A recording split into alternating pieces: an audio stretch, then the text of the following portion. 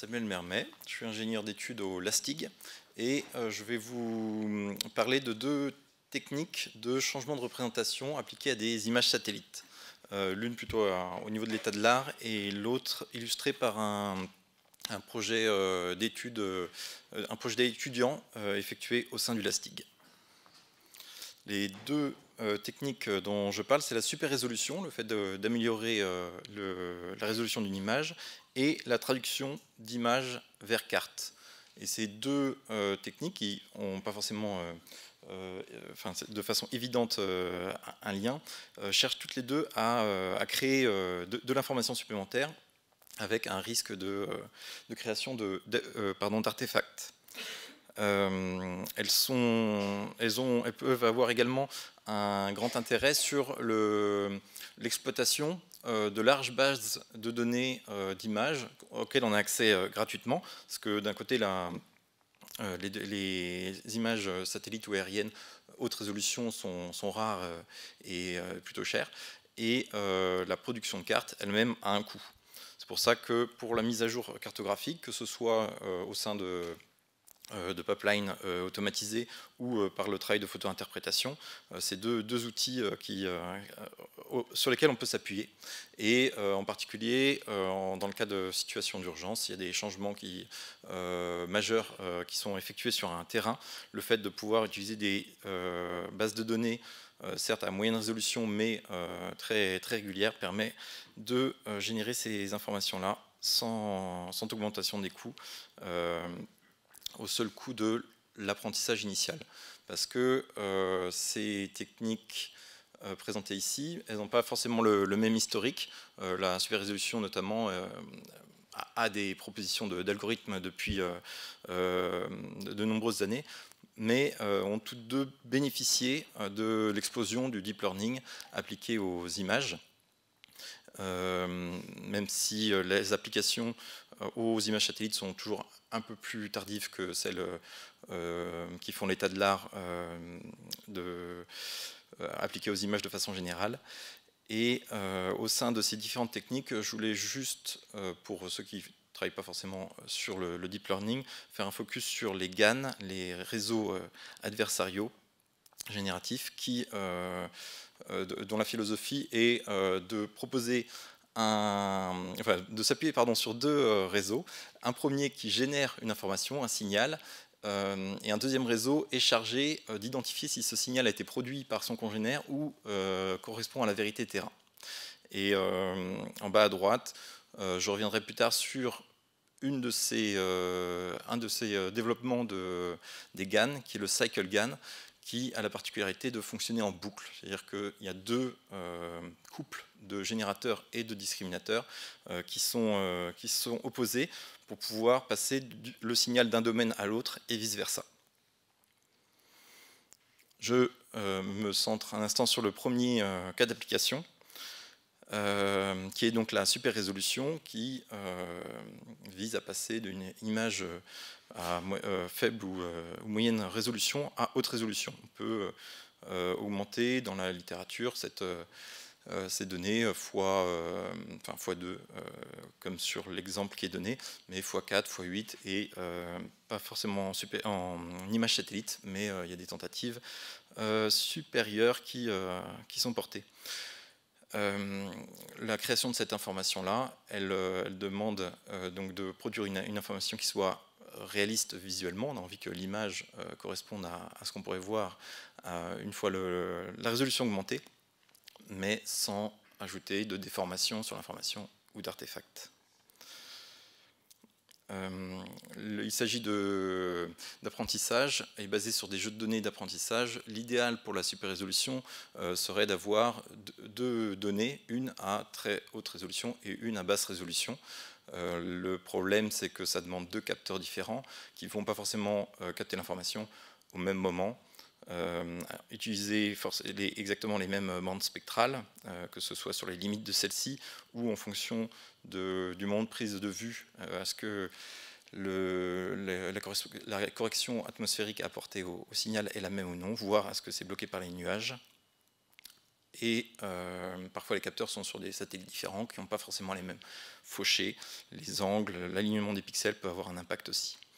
Longtemps la littérature, c'est assez récent qu'on a ces jeux de données qui permettent ces comparaisons-là. Longtemps la littérature s'est appuyée sur une seule image, en appliquant ce qu'on appelle le protocole de Wald, en dégradant l'image, que ce soit de façon très simple ou en multipliant les types de dégradation possibles, et en reconstruisant l'image d'origine. Et après, on applique à l'image d'origine le même modèle pour essayer de produire une image dont malheureusement on ne peut pas vérifier la véracité vu qu'on n'a pas d'image à haute résolution. J'ai pas insisté sur la date, mais donc c'est depuis 2017 qu'on a des architectures de deep learning qui sont appliquées à la super résolution. Et depuis, il y a vraiment une explosion des architectures mises en place et on obtient des modèles très différents, donc comme celui-ci qui compare différents résultats. Je souligne notamment donc après la low resolution mise en entrée et l'image référence en deuxième case, différents exemples qui sont assez flous. Et au contraire, vous avez au milieu des modèles qui vont chercher plutôt à produire des informations les plus affinées possibles.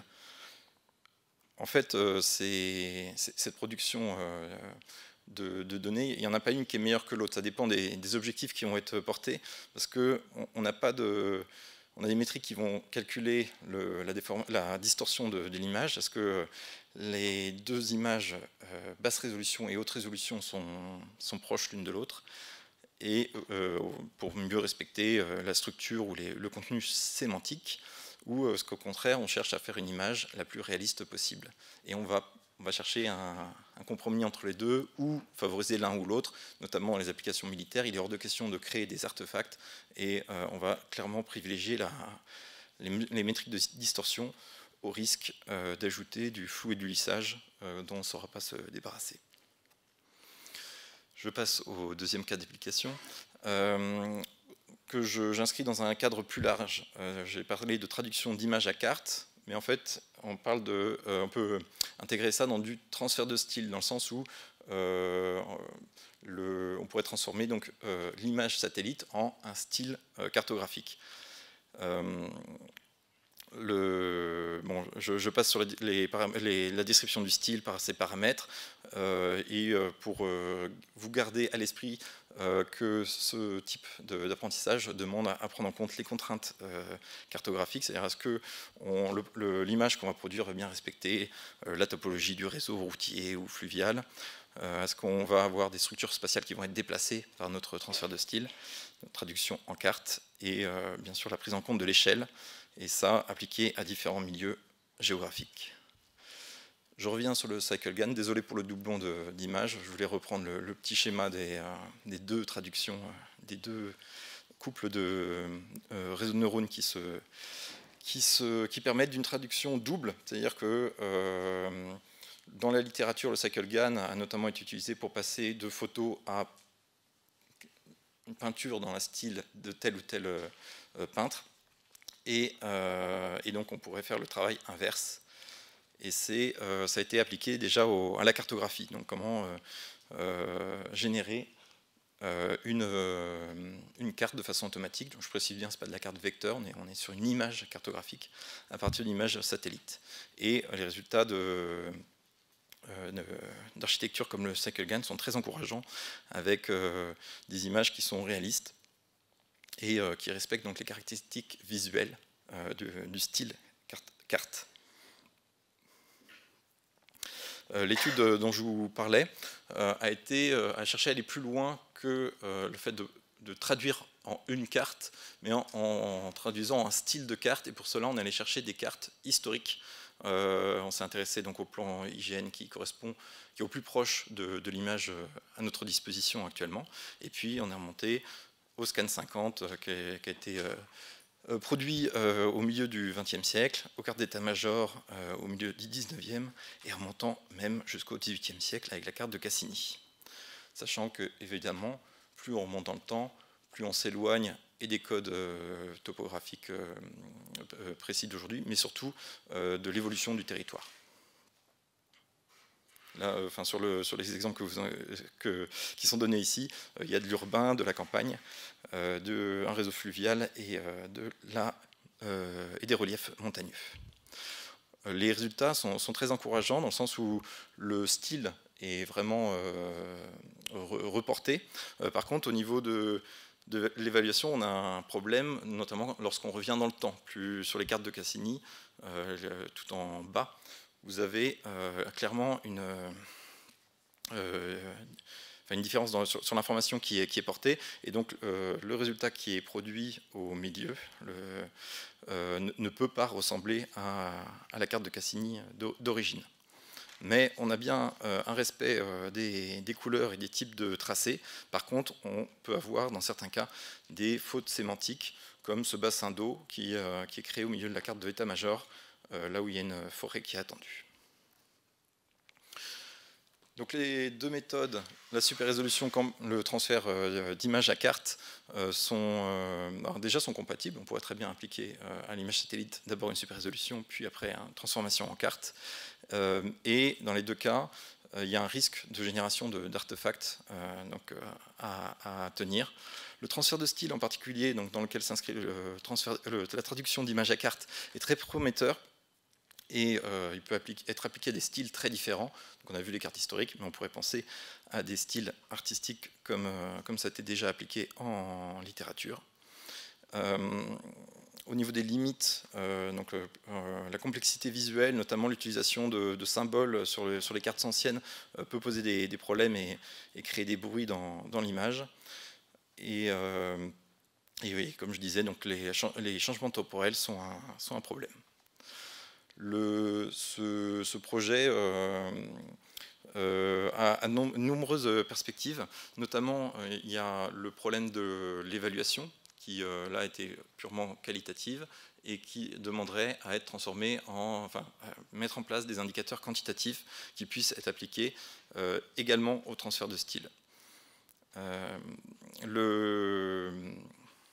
C'est comme souvent dans l'apprentissage profond, on ne comprend pas forcément comment la machine arrive à ces résultats-là. Et donc l'exploration des couches intermédiaires pourrait nous donner des éléments explicatifs. On pourrait émettre des contraintes en rajoutant de l'information, notamment pour préserver la topologie ou certaines géométries. Je l'ai dit, mais je ne l'ai pas montré en image, mais du coup là, ça fonctionne dans les deux cas, donc dans les deux sens. Donc, le transfert de style peut permettre de passer d'image satellite à carte, mais également de carte à image satellite. Et on pourrait explorer donc ces styles-là et les diversifier. Et bien sûr, après cette première étude, on peut, avec des jeux de données plus conséquents, obtenir des résultats affinés. Je vous remercie.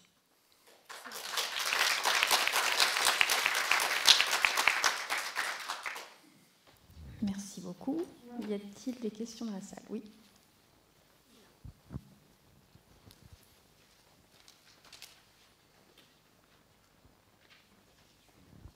Bonjour Samuel, merci beaucoup pour cette jolie et très intéressante présentation. Je suis Franck, je travaille à l'innovation à l'IGN. J'ai deux questions. La première, est-ce que le suréchantillonnage ajoute de l'information? Est-ce que ça fabrique de l'information? Et la deuxième, ça concerne la diapo 11, si tu peux y revenir éventuellement. J'ai l'impression, dans la diapo 11, on fabrique des trucs qui ressemblent à des lettres. De loin, je vois comme s'il y avait la volonté de mettre des toponymes. Or, à partir d'une ortho, voilà. Merci pour ces questions, Franck. Du coup, je viens sur la première question qui était est-ce qu'on génère de l'information? En fait, oui, ça va dépendre du type d'architecture qu'on va utiliser, et notamment en utilisant les GAN, il y a un risque de générer de l'information supplémentaire. Parce que plus on va aller chercher des niveaux de zoom importants, moins l'apprentissage va pouvoir couvrir ces cas-là. Et donc, voilà. La réponse est sans doute très simple, mais oui, ces artefacts peuvent être générés. Et à contrario, si on cherche absolument à ne pas créer d'artefacts, on va obtenir des résultats plus flous, qui vont moins s'écarter des informations comprises dans l'image. La diapo 11 sur les résultats qu'on a obtenus, effectivement, on obtient ces scories sur lesquels je n'ai pas du tout insisté, parce qu'en fait, bonne nouvelle, il y a eu un autre travail qui a pris la suite et qui s'est concentré sur la gestion des toponymes. Dina Elzen qui a fait son stage au LASTIG et qui du coup a fait appliqué de la détection de texte, donc en mettant en place un framework avant d'utiliser le CycleGAN, et avec ça obtenu des bien meilleurs résultats sur au moins les cartes récentes, les cartes topographiques du plan IGN. Voilà, il y avait d'autres pistes aussi, ce serait de en fait, analyser le jeu de données lui-même. Si on est capable de produire un jeu de données avec et sans toponyme, on pourrait aller rechercher comment éliminer précisément cette information-là.